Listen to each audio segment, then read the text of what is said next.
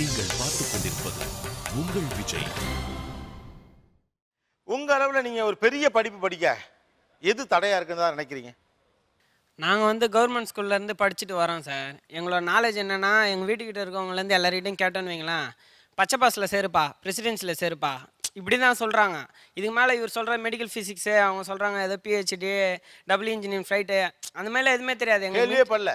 கேள்வியே பட்டது கிடையாது. எங்கள் கல்வி முறையே இப்படி தான் இருக்குது. இப்படி தான் வளர்ந்துட்டு வரோம்.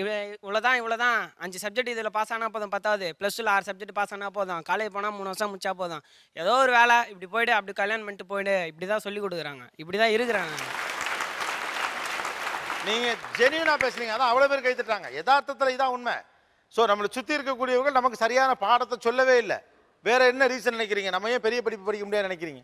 ஃபேமிலி பேக்ரவுண்ட் தான் சார். அது ஃபேமிலி பேக்ரவுண்ட். அதான் 3 வருஷம் முடிச்சுட்டு பையன் நல்ல வேலைக்கு போவான்னு எங்கள் அப்பா காலேஜ் வரும்போதே சொல்கிறாங்க. ஸோ அதிலே நம்ம இருக்கிறதால அதுக்கு மேலே யோசிக்கிறதுக்கு. ஓகே. ஸோ உங்களுக்கு ஒரு இமீடியட்டாக படித்து முடிச்சு பையன் பணம் பண்ணானா குடும்பத்துக்கு கொஞ்சம் நல்லா இருக்குங்கிறாங்க. அந்த டார்கெட்லேயே தான் படிக்க வேண்டியிருக்கு. எக்கனாமிக் தான் சார். எக்கானமி பணம் இல்லை. கண்டிப்பாக சார். பொருளாதாரம் தான் காரணமா? கண்டிப்பாக. பொருளாதாரம் தான் காரணமா இல்லை அதை பற்றி நம்ம கவலைப்படுறது இல்லையா? ஸ்பெசிஃபிக்காக ஒரு கோலில் செட் பண்ண தெரில சார். அதுக்கான நாலேஜ் வந்து கிடைக்க மாட்டேங்குது. அதை சொல்கிறதுக்கும் ஆள் கிடையாது. அந்த மாதிரி ஒரு ஸ்பெசிஃபிக்காக கோல் இருந்தால் அதை நோக்கி போகலாம். இல்லை, ஓனாக ஒரு தனிநபராக முன்னேற்றம் அடையக்கூடிய சூழல் வந்து கிட்டத்தட்ட கல்லூரி காலகட்டத்தில் தான் நாங்கள் மெச்சூர் ஆகிற ஒரு சூழல் ஏற்படுது. ஏன்னா அடிப்படையில் கிராமப்புற மாணவர்கள் அப்படின்றதுனால அங்கேயே நாங்கள் இழக்கும்போது இங்கே வந்து புதிய புதிய படிப்புகளை ஒரு என்ஜினியர்ஸ், டாக்டர்ஸ் அப்படின்ற விஷயங்களுக்குள்ளே போக முடியாத வந்து இங்கேயே தடுத்து நிற்கிறது அப்படின்றதான் யதார்த்தமான உண்மை அப்படின்னு சொல்கிறேன். நான் என்ன கேட்க முயற்சி பண்ணுறேன்னா, இப்போ ஏழை மாணவர்கள் அப்படின்னு நீங்கள் சொல்கிறீங்க, நீங்கள் ஒரு டீமாக இருக்கதா சொல்கிறீங்க. உங்களுக்குள்ளேயே கூட ஒரு நவீனமான படிப்புகள் பற்றிய கலந்துரையாடல் நடக்குதா? கேங்காக இருக்கும்னு சொல்கிறீங்களே, ரைட்டா? அது நடக்கலையில. அப்போ இது எங்கே தப்பு நடக்குது? டப்புன்னு ஃப்ரெண்டெல்லாம் சேர்ந்து டகால்னு எவனா நினைத்தால் கையை நீட்டிடுவோங்கிறீங்கல்ல. ஜேஎன்யூவில் சேரணும்னு எவ்வளோ பேருக்கு ஐடியா இருக்குது? ஜேஎன்யூவில் சேரணும்னு ஐடியா இருக்குது, அவர்கிட்ட கொடுங்க. என்னோட எய்ம் வந்து MBA PGDM பண்ணணுன்றது தான். நான் 10th முடிச்சோடனே அதுக்காகவே காமர்ஸ் அக்கௌண்டன்சி எடுத்தேன். தென் +2 முடிச்சுட்டு சென்னையில் தான் வந்து கண்டிப்பாக பிகாம் பண்ணணும் அப்படின்றதுக்காக 3 காலேஜில் அப்ளை பண்ணேன். இப்போ பிரசிடென்சியில் பண்ணிக்கிட்டு இருக்கேன். 1.5 இயர்ஸாக வந்து டைமில் கேட் கோச்சிங் கிளாஸ் போய்கிட்டு இருக்கேன். நான் இன்னும் போய்கிட்டு இருக்கேன். நெக்ஸ்ட் இந்த இயர் எழுதலாம் அப்படின்னு இருக்கேன். எய்ம் கேட்ஸ்லாம் எழுத ப்ராக்டிஸ் பண்ணிக்கிட்டு இருக்கேன். பி ஸ்கூல்ஸில் பண்ணணும் அண்ட் JNU இந்தியா லெவலில் 2nd பிளேஸில் இருக்கிற JNUவில் பண்ணணும் அப்படின்றது. பனாரஸ் அந்த மாதிரி இருக்கிற. உங்களுக்கு ஏழ்மை ஒரு தடையாக இருக்கா உங்களுடைய எதிர்கால திட்டத்துக்கு? ஏழ்மையை வந்து நான் ஒரு தடையை நினைக்கல. இப்போ கடைசியாக கூட போன வாரம் சென்ட்ரல் பேங்க்கில் போய் மேனேஜர்கிட்ட பேசிட்டு வந்தேன். நீங்கள் மட்டும் IIMல சீட் மட்டும் வாங்கிட்டு வாங்க, அப்பா கையெழுத்து கூட தேவையில்லை, நான் உங்களுக்கு 20 லட்ச ரூபா IIMல படிக்கிறதுக்கு தேவைனாலும் தரேன் அப்படின்னு சொல்கிறாங்க. ரிஸ்க் எடுக்க விரும்பல சார், அதுதான் உண்மை. யாரோ ஒருத்தவங்க போட்டு விட்ட பாதையில் கண்டிப்பாக போகணும். அவங்களுக்கு புதுசாக ஒரு பாதை க்ரியேட் பண்ண வேண்டாம் பண்ணுறதுக்கு வந்து யோசிக்கிறாங்க. உண்மையை சொல்லப்போனால் என் கூட இருக்கிற நிறைய ஃப்ரெண்ட்ஸே இப்படி தான். என் கூட வாங்கடா, கேட் கோச்சிங் கிளாஸ் வாங்கடா, இந்த மாதிரி வாங்கடான்னா மோஸ்ட்லி வரமாட்டாங்க. 10th முடிச்சதுக்கப்புறம் 461 எடுத்தேன் சார். 10th நான் அக்கௌண்டன்சி எடுத்தேன், பிஸ்னஸ் மேக்ஸ் அக்கௌண்டன்சி எடுத்தேன். யாருமே என்னை ரொம்ப டீச் பண்ணாங்க. நீ லைஃப்பில் பிச்சை தான் எடுக்க போகிறேன்னு சொன்னவங்களே இன்ன வரைக்கும் பார்த்துடுறேன். தென் +2 முடிச்சுட்டு சென்னை தான் வந்து படிப்பேன்னு சொன்னேன். மறுபடியும் நீ காலேஜே உனக்கு கிடைக்காது, நீ இங்கே +2 எம்ப்ளாய்மெண்ட்டில் பதிய போகிறேன்னு சொன்னாங்க. அதையும் தாண்டி இப்போ வந்து படிச்சு உங்கள் கான்ஃபிடன்ஸில் நீங்கள் மூவ் பண்ணுறீங்க. கான்ஃபிடன்ஸ் நிறைய பேர்கிட்ட இல்லை. ஒரு நிமிஷம் நீங்கள் எந்திரிங்களேன், கொஞ்சம் நீங்கள் எந்திரிங்க. நீங்களும் எந்திரிங்க தம்பி, நீங்கள் எந்திரிங்க. நீங்கள் தான் ஓகே. சிம்பிள். ஒரு தலைப்பு தரேன் நான், அதை பற்றி ஒரு 2 minutes பேசணும். ஆனால் வழக்கமான விஷயங்கள் பேசக்கூடாது. உங்களுக்கு நான் கொடுக்குற தலைப்பு நேரு, உங்களுக்கு நான் கொடுக்குற தலைப்பு அம்பேத்கர். Okay, S. நேருவை பற்றி நீங்கள் 2 minutes பேசலாம், அம்பேத்கரை பற்றி நீங்கள் 2 minutes பேசலாம். முதல்ல இவர்கிட்ட கொடுங்க. அம்பேத்கர் பற்றி ஒரு 2 minutes. அம்பேத்கர் வந்து சின்ன வயசுலேருந்து ரொம்ப கஷ்டப்பட்ட குடும்பத்துலேருந்து வந்தவங்க. அம்பேத்கர் வந்து டாக்டர் அம்பேத்கர் வந்து சின்ன வயசுலேருந்து நல்லா அவருடைய வழக்கமாக எல்லாரும் படித்த ஹிஸ்ட்ரி எனக்கு வேண்டாம். இந்தியன் சொசைட்டியில் அம்பேத்கர் ஏற்படுத்தின இம்பாக்ட் என்ன, அந்த லைனில் பேசலாம். இல்லை, புதுசாக ஒன்றும் ஐடியா இல்லை. ஓகே.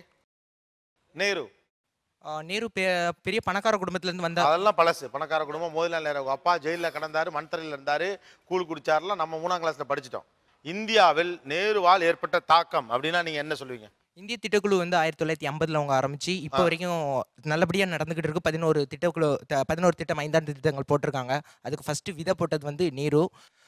தென் இத்தனை 1900 எனக்கு சரியாக வருஷம் தெரியல, 1947 ஆரம்பித்து அவங்க இறக்குற வரைக்குமே இவ்வளோ வருஷம் இருந்த ஒரு பிரைம் மினிஸ்டர் அப்படின்னா அது அவங்க தான் சொல்லலாம். புரியல, என்ன பிரைம் மினிஸ்டர்? அதிக வருஷம் இது வரைக்கும் அதிக வருஷம் பிரைம் மினிஸ்டராக இருந்தது அப்படி. அதெல்லாம் சின்ன குழந்தைங்க சொல்ற குவிஸ்ஸுப்பா. அதை தவிர அவரோட இம்பாக்ட் என்ன இந்தியாவுக்குன்னு கேட்குறேன்.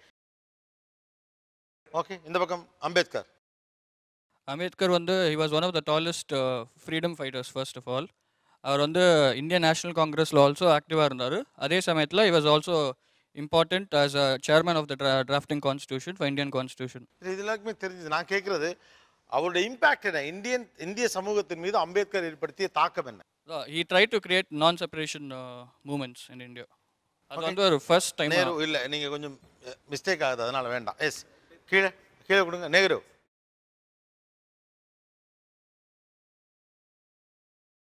அரசியலுக்குள்ள வரீங்கன்னா அம்பேத்கரையும் தெரியணும், நேருவையும் தெரியணும்ல. ஐடியா இல்லை. Okay, open to forum. உட்காந்துருங்க. யார் பேச முடியும்? யாருனாலும் பேசலாம். ஒன்று தெரிஞ்சுக்குங்க, பணம் இருந்தாலும் சப்ஜெக்ட் இல்லை, பணம் இல்லைனாலும் சப்ஜெக்ட் இல்லை. நீங்களாவே பணம் இருக்கவன்ட்ட எல்லாம் இருக்குன்னு முடிவு பண்ணாதீங்க. பணம் இல்லாதவனுக்கு ஒன்றும் தெரியாதுன்னு முடிவு பண்ணுறதுக்கு இல்லை. ரெண்டு பக்கம் ஒன்றும் இல்லை, எல்லாம் வேலை வாய்ப்பு தேடிட்டு இருக்கிறோம், அவ்வளோதான். எனிபடி 2 நிமிஷம் தானே. அம்பேத்கரை பற்றி, நேருவை பற்றி ஒரு கோரா ஒரு 2 மினிட்ஸ் நேருவை பற்றி நமக்கு சொல்ல முடியாதா?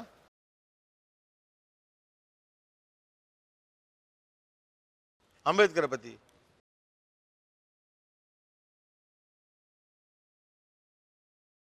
ஓகே, உங்கள் மௌனத்தை நான் மக்கள் முன்னாலே வச்சிடுறேன், அவ்வளோதான். வேறு ஒன்றும் நான் இதை சொல்கிறதுக்கு இல்லை. பிகாஸ் இதை கிரிட்டிசைஸ் பண்ணவோ அல்லது சரியாக தப்பானோ இங்கே பேச முடியுமான்னு எனக்கு தெரியல. பட் உங்கள் மௌனத்தை நான் மக்கள் முன்னால் வைக்கிறேன். ஏன்னா அவங்களுக்கு இதெல்லாம் தெரியும்னா அம்பேத்கரை பற்றியும் தெரிஞ்சிருக்கணும்ல. அவங்களுக்கு எல்லாமே தெரிஞ்சிருக்கு. காரணம், சின்ன வயசுலேருந்தே அவங்களை சுற்றி அறிவாளிகளாக இருந்திருக்கிறார்கள். அப்போ ஒரு அறிவாளி கூட உங்களுக்கு அம்பேத்கரை சொல்லித்தலையா? ஒரு அறிவாளி கூட உங்களுக்கு நேருவை சொல்லித்தலையா? ரொம்ப சிம்பிள். நான் அதை எடுத்துக்க தயாராக இல்லை, அவ்வளோதான் விஷயம்.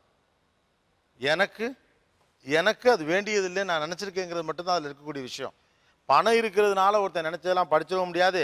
பணம் இல்லைங்கிற ஒரே காரணத்தை சொல்லி என்னால் படிக்கவே முடியாதுங்கிறது நம்ம முழுக்க ஏற்படும். இப்போ நான் கேட்கட்டா, ஒரு 2 நடிகர் பேரை சொல்கிறேன், 2 தரப்புலையும் சொல்லிட முடியுமா முடியாதா?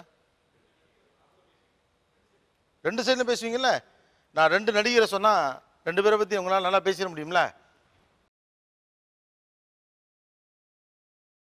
எங்கே இடிக்குது? இங்கே ஒரு பெரிய ஆம்பிஷன் இருக்குது, ஆனால் உள்ளுக்குள்ள அவ்வளோ இன்ஃபீரியாரிட்டி காம்ப்ளெக்ஸ் இருக்குது. அதுக்கு நம்ம ஒரு தொக்கா ஒரு விஷயத்தை வச்சுக்கிறோம். இங்கே வந்து ஒரு பெரிய ஆம்பிஷன் இருக்குது, அதுக்கு பின்னால் நம்ம அப்பா இருக்காருங்கிற துணிச்சல் இருக்குது, அதை ஒரு தொக்கா வச்சுக்கிறோம். இது ரெண்டுமே ஆபத்து தானே.